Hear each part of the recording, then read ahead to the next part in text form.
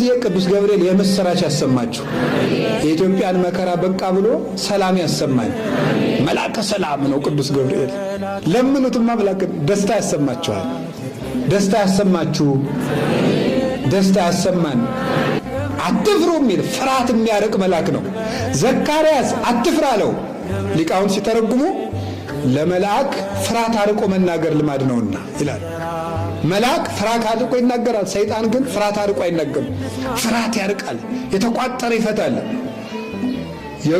የእግዚአብሔር ስም ያረፈበት ስም ሁሉ ይፈራል። ቅዱስ ገብርኤል ትልቅ ደስታ ተሸክሞ ይመጣል። ያ ትልቅ ደስታ አማኑኤል ይባላል።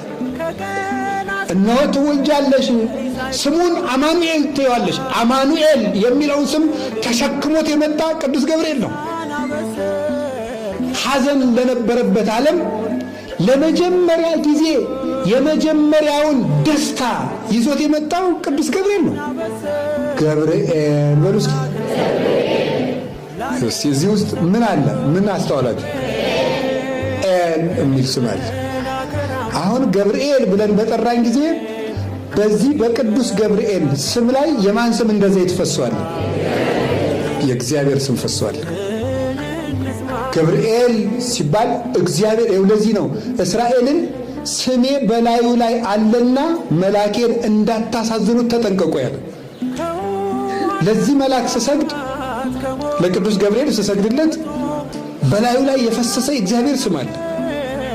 ይሄን ስም ይዞ ነው የሚመጣ። ቅዱስ ገብርኤል ሲመጣ ገብርኤል ገብርኤል ገብርኤል ሲሉት ሊቃውንቱ በማህሌት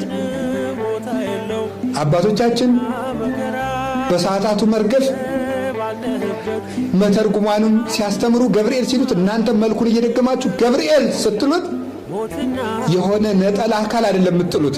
በላዩ ላይ የፈሰሰውን የማንን ስም ጨምራችሁ ነው የምትጥሉት? የእግዚአብሔርን ስም። ያ ይመጣና ያስከብረናል። ያ ይመጣና የተቋጠረውን ይፈታልናል። ቅዱስ ገብርኤል ግርማ ያለውን ክብር የሚሰጠውን ሞገስ የሚያጎናጽፈውን የእግዚአብሔርን ስም ተሸክሞ ነው የሚመጣ። እስመ እግዚአብሔር ይሁ ክብረ ወሞገሰ። እግዚአብሔር ክብርን ባለሟልነትን ይሰጣል። እያስተጸንሶሙ እግዚአብሔር ለለ ያውሩ በየዋሃት። በቅንነት ጸንተው የሚኖሩትን እግዚአብሔር ከባለጸግነቱ አሳጥቶ አያስቸግራቸውም። እግዚአብሔር ክብርና ሞገስን ይሰጣል። ገብርኤል የሚለው ስም ይፈራል። ለእኛም ፈራውም እንወደዋለን። አጋንንት ይፈሩታል። ለምን? የእግዚአብሔር ስም በላዩ ላይ ፈሷል። ሰይጣን ይፈራዋል። አናብስቱ ይፈራሉ።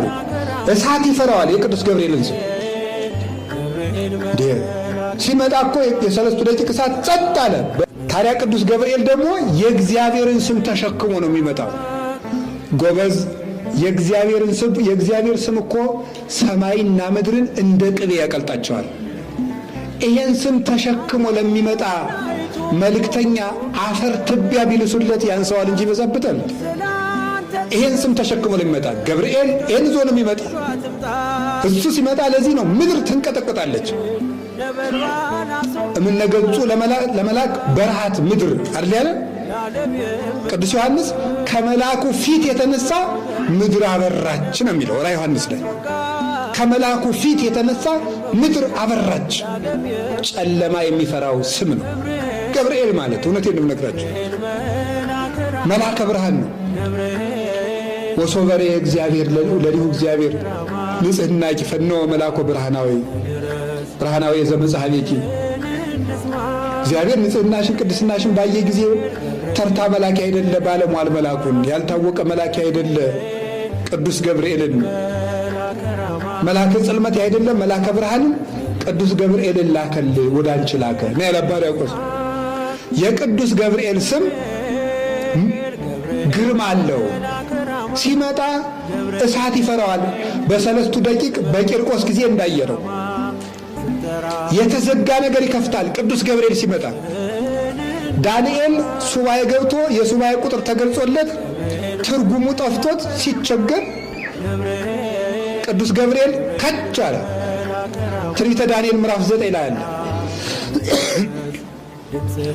መጻይኩ ከመፈክር ለከ እስመ ብእሴ ፍቶት አንተ ምስጢር ሊተረጉሙልህ የምትገባ ነቢይ ነህና ለአንተ ልተረጉምልህ መጣ አለው። ሲመጣ ደግሞ እየበረረ መጣ ይለዋል። ቅዱስ ገብርኤል ሰው እርዳ ሲሉት ደስ ይለዋል። ደስ እያለው ነው የሚመጣ። እውነቴን ነው የምነግራችሁ። ደስ እያለው ይቀርብ። ደግሞ ደስታ ታድሎታል። ሁልጊዜ በቅዱስ ገብርኤል እንደው በደብሩ በሰፈሩ ሁሉ ዞር ያለ ሰው ደስታ ሳይሰማ አይውልም። ከልቤ ነው የምነግራችሁ። እንደው ሰበካ ጉባኤው ደብሩ እንዲፈጸም እንደዚህ አበልብሎኝ እንዳይመስላችሁ። ከልቤ ነው እማምነው እንደምናገር። ቅዱስ ገብርኤል የደስታ መልአክ ነው። ዘይት ደስ ያሰኛል፣ ሲቀቡት ፊት ያበራል፣ ደስ ያሰኛል። የእግዚአብሔር ስም ደስታ ነው። ቅዱስ ገብርኤል ይህን ስም ተሸክሞ ይመጣል። ስንጠራው ይህ ስም ይመጣል። ለድንግል ማርያም ደስታ ነገራት።